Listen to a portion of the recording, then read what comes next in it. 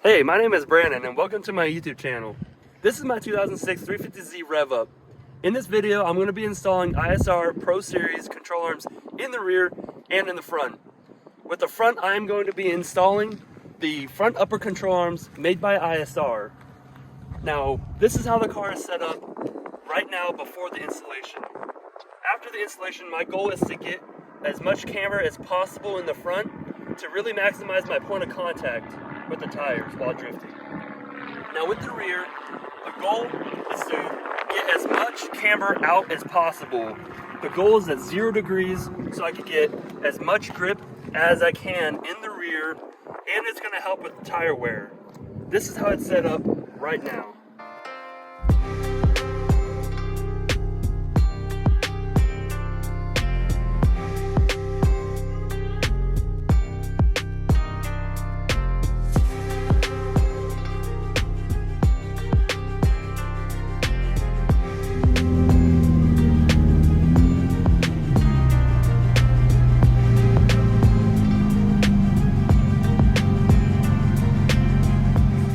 Now let's get the Z jacked up and the wheels taken off.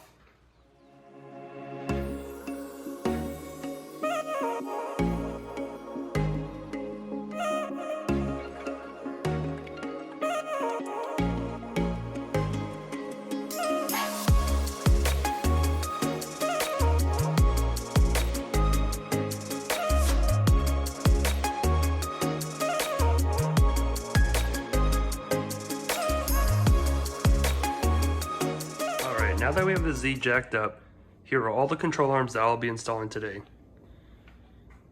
Here are the tow arms, camber arms, and traction rods. When doing this upgrade with the tow arms, I will be deleting the rear buckets out of the stock suspension, making me have to upgrade my BC coilovers to the true type.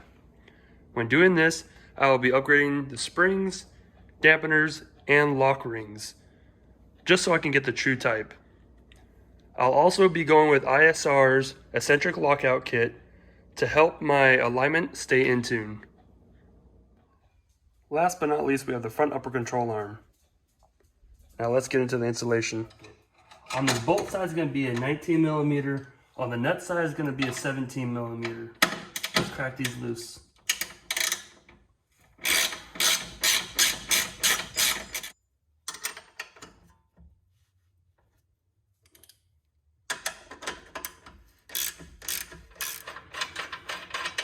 In order to get this bolt out, I had to use a jack to lift it up.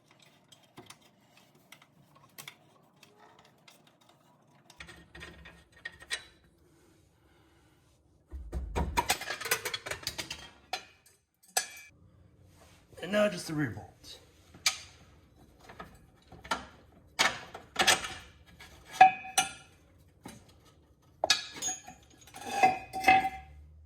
Alright, now that the spring bucket is out of the car, I'm going to try to measure from this point to this point and try to replicate that distance onto the new control arm. But before installing the control arm, you're going to want to make sure you lubricate the threads with anti-seize lubricant. This is just what I'm using. You could use whatever greasy you're comfortable with using. Alright, so these control arms will look just like this straight out of the box. What you're going to want to do is take them apart and lube all of the threads. This will help them from getting stuck later on down the road. And what you're going to do is you're going to put just a small amount right on the threads. And what I like to do is use a towel to wipe off all the excess.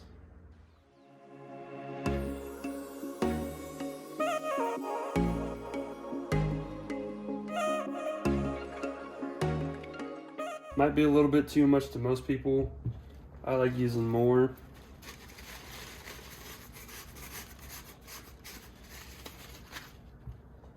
And that's how I like to see it before installing it. And what I'm going to do is I'm going to put these right back on. Once it's ready like that, I like to hang it off the edge and just spin it until it goes in nice and even. Once it's done, it should look something like that. Alright, now when installing these control arms, you could squeeze in to get them to fit a little bit better. Now I'm also installing the Eccentric Lockout kit on the rear end of this. That just includes with the spacer. On the back side I'm going to do the same. And up. Now again, these are going to be 19s from 17s. Should need just right up.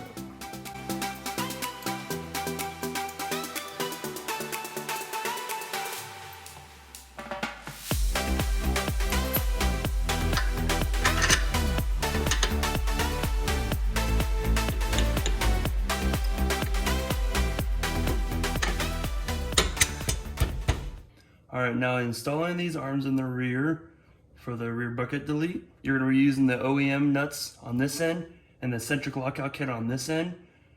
The kit comes with 4 Eccentric Lockout bolts. That's going to be for this arm and your camber arm in the rear.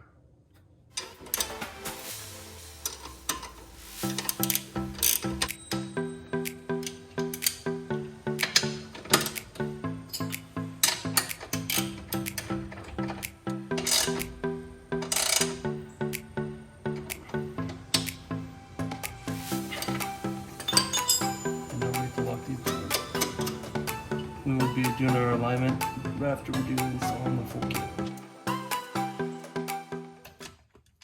Alright, now when we're removing this camber arm, you're going to have to lower this side of the sway arm to be able to get the bolt out.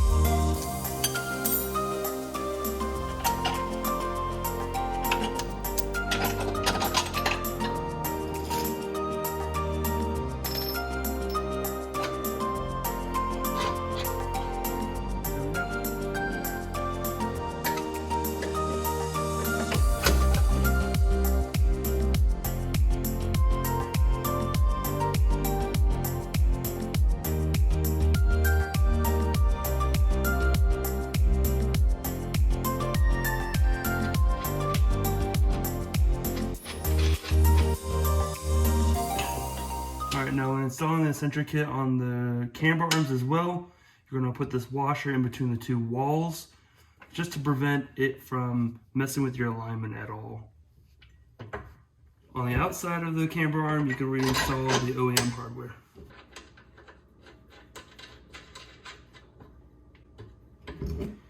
These are going to be 17s, and again, these are going to be 19s.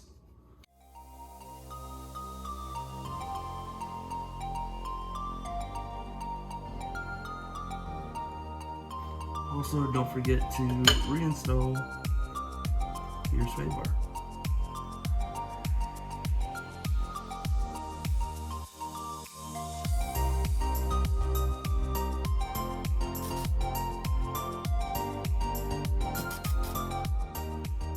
Now for these control arms.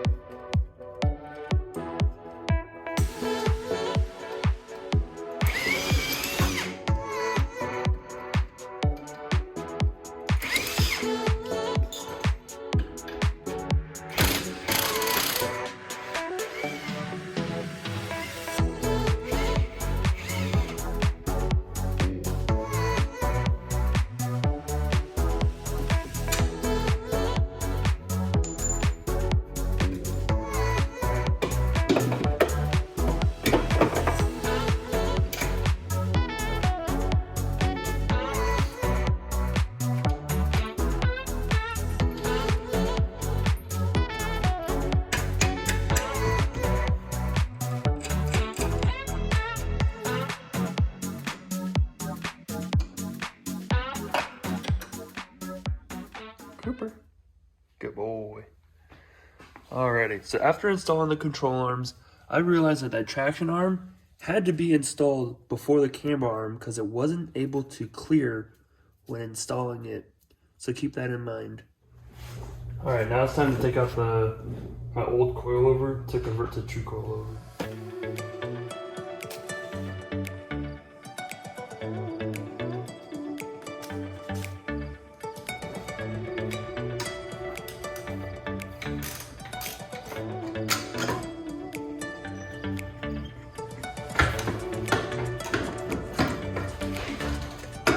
Alright, and there she comes.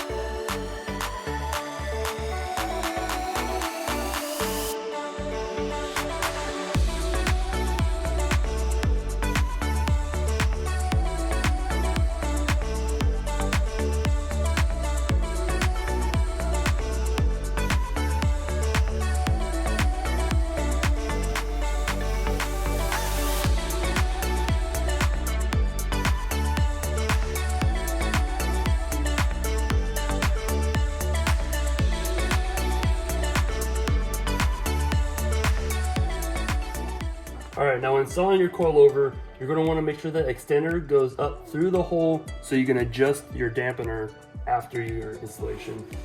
Now we're going to go ahead and lift it up.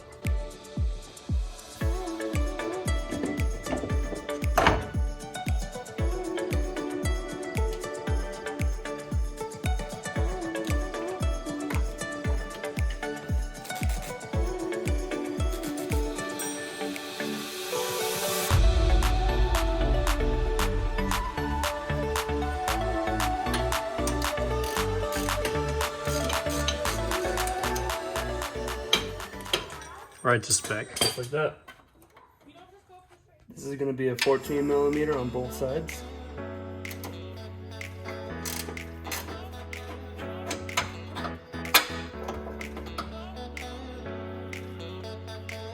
In order to remove the bolt, I'll have to spin the coil over to allow the bolt to come out. Same on the other side.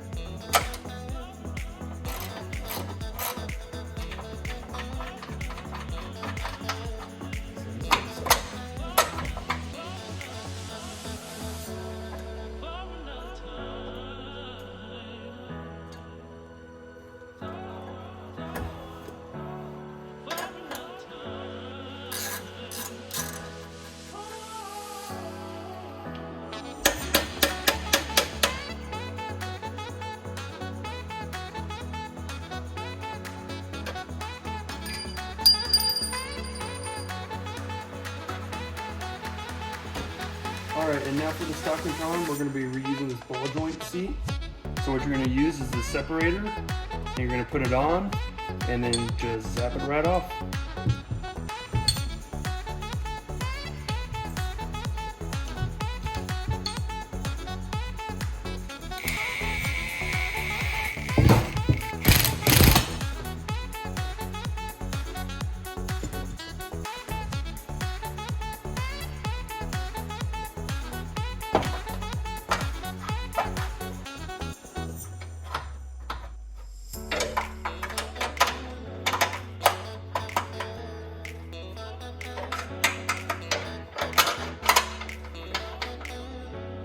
Now we're going to put that ball joint seat right there.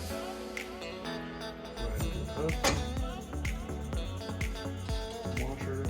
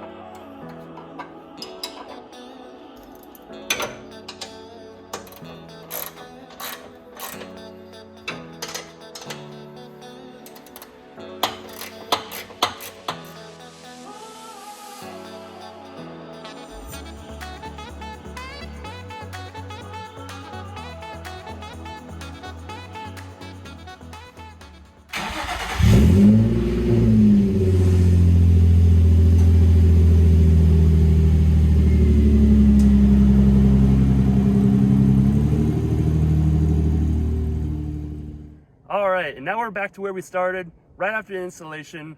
Again, I just wanted to thank you for your time. Don't forget to like, comment, and subscribe.